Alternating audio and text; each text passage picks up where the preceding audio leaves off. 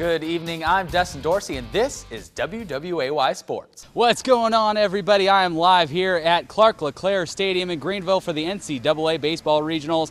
The game just wrapped up between the ECU Pirates and your UNCW Seahawks. It was ECU that jumped out early and often this evening. Death, taxes, and the Whiteville baseball team. Only a few things have been consistent as the Wolfpack, and tonight they hosted Game 1 of the 2A East Finals. Another big night ahead for the UNCW men's basketball team. Following their upset of Hofstra, the team in teal looks to knock off another top-seeded team in Northeastern. The 2017 Wells Fargo Championship is now complete. The final round featured some of the best in the world going at that top prize, including world number 1, Dustin Johnson. The Seahawks have seen plenty of transition this year, but despite changes to staff, players, and days on the calendar, one thing has stayed consistent at UNCW for the past 4 years: Marcus Bryant. John, I'm back here again from Orlando, and all day long the Seahawks team has been showing that they're a very confident group. We are here and I am surrounded right now. We got Pirate Nation, we got Seahawk Nation. Everyone's getting ready to head into Clark LeClaire Stadium for this big time rivalry ball game this evening. Dun-na, dun-na. Cue the Jaws theme and let's get this thing started, because all the fun and excitement of the 2017 season is about to begin at 7:05 tonight, but fans are already starting to arrive as doors open just about 5 minutes ago. NFL players, coaches, and personnel now must either stand during the national anthem or stay in the locker room while the anthem is playing.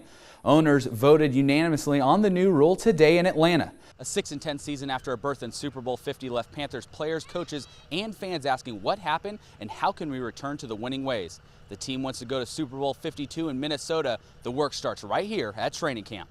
Whenever you come off of a year like last year, you know, there's just this extra, you know, I don't want to take it for granted attitude. That new attitude has been shown following the first full week of the 2017 training camp for the Panthers. The team is making plays on offense and defense, and the attitude is becoming a mindset for these players. I think we're going to be better for sure. We're working towards being a better team. With everything that's gone on last year, we've learned from it, become a better team, be a more mature team, and get back to being what we're used to being in playing Carolina Panther football. Time will tell if the work done here in Spartanburg will show on the field in the regular season. And the team enters that stretch with one goal in mind. Our main focus is to win the NFC South, and so that's what we're already putting these 5 practices in place so that we can be dominant, be a factor in NFC South. That's a wrap from Panthers training camp. The regular season is just a few weeks away, and it all starts where their Super Bowl run ended a few years ago in Santa Clara, California. And we know one fan that will be in attendance because he hasn't missed a single game this year. From every strikeout, swing and a miss, to every home run, Michael Barnes has seen it all. The Seahawks superfan has been at every contest for UNCW this season, cheering on his team and helping any way he can. If we can influence one pitch or one at bat or something like that, I think we'd call it a success. No matter what, we have a good time out there at the field before, after, during the game, so that's really what it's all about. We're just having a good time. When you look at Barnes, you can see the passion he has for the school. A graduate of UNCW over a decade ago, and now his love for the team in teal has only grown since the great Brett Blizzard era. Going to a game of Trask was always sold out, great enthusiasm from the fans, and me and a few buddies kind of tried to bring some of that over to Brooks Field. And it's worked out pretty well. The baseball program's been very successful in that time frame.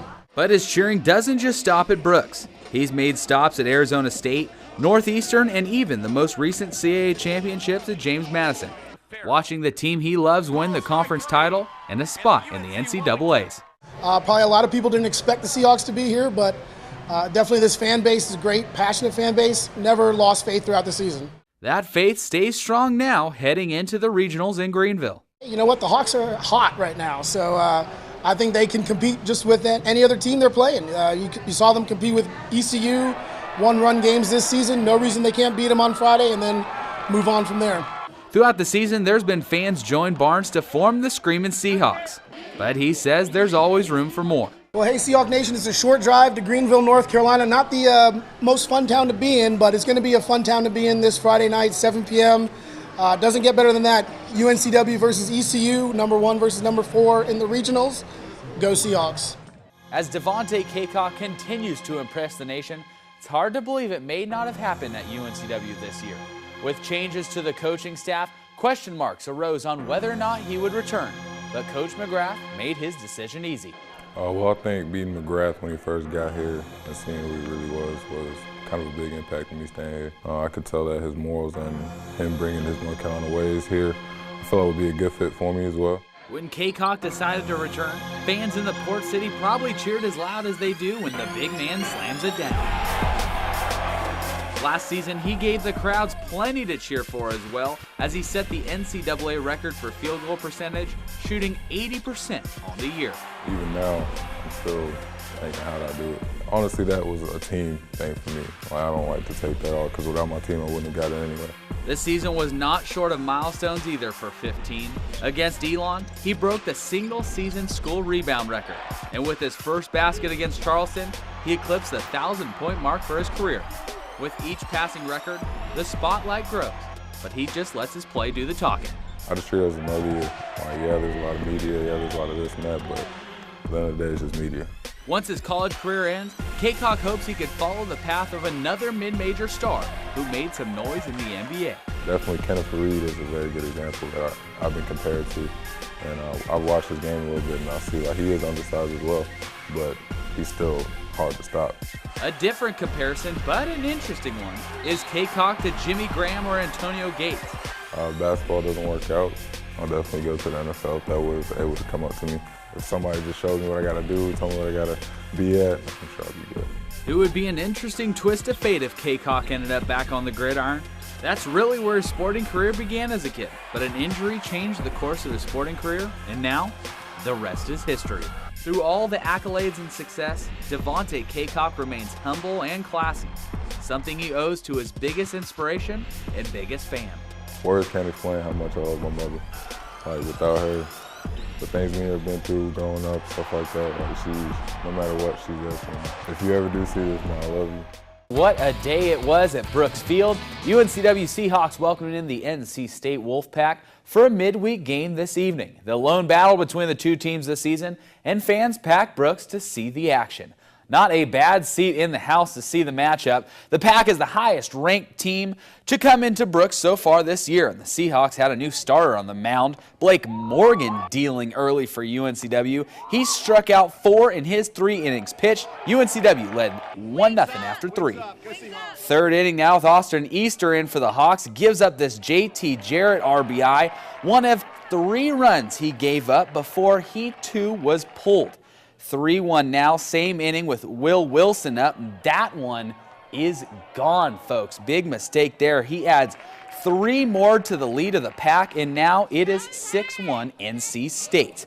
UNCW can't get any runs in the bottom of the inning, but Zach Canada changes that in the 5th. Canada goes yard with a 2-run shot into the grass seats. The deficit is cut to 3. State looking for insurance now. Late in the game, Brock Deathridge with a shot to the left center gap.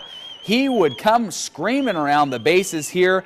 He is safe at third. That kicks off a 2-run inning for the Pack to make it 8-3 heading into the 9th, and that's when former Hoggard ace Joe O'Donnell cleans it up. Jackson Meadows looks at it as it goes by, and NC State will get the win. They come in and hand UNCW the loss in front of a packed crowd, 8-3.